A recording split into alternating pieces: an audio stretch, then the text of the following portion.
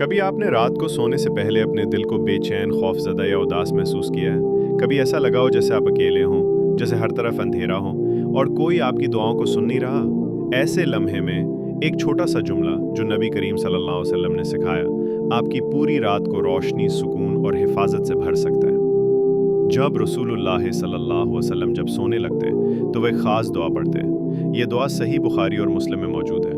आप सल्लल्लाहु अलैहि वसल्लम फरमाते, बिस्मिका अल्लाहुम्मा अमूतु व अहया, ए अल्लाह तेरे नाम के साथ ही मैं मरता हूँ और जीता हूँ। ये अल्फाज ना सिर्फ आजिज़ी का इजहार है बल्कि मुकम्मल एतमाद है उस रब पर जो हमें रात की तारीकी में भी सुन रहा होता है। इस मुख्तसर दुआ में एक पूरी दुनिया छुपी है।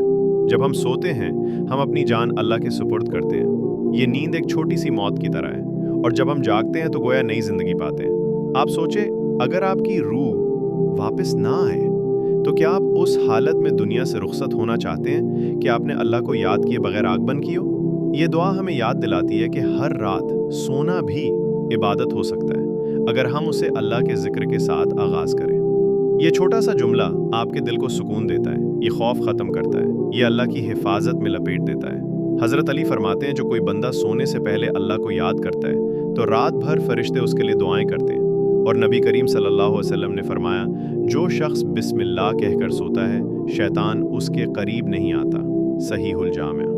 सोचिए कितनी बड़ी नेमत है ये सिर्फ एक जुमला। न वजीफ़ा, न लंबी दुआएं, बस दिल से कहा गया एक सादा सा जिक्र जो सारी रात आपका मुहाफिज बन जाता है। अगली बार जब आप सोने लगें तो आंखें बंद करने से पहले बस इतना ज़रूर कह दें, बिस्मिक अल्लाहुम्मा अमूतु व अहया। ये सिर्फ अल्फाज नहीं, ये अल्लाह के साथ एक ताल्लुक है, एक मुहाफिज, एक रहमत। और अगर ये वीडियो आपके दिल को छू गई हो तो किसी एक और को भी बता दीजिए, शायद उसकी रात भी सुकून से भर जाए और आपको भी उसके सुकून का अजर मिले।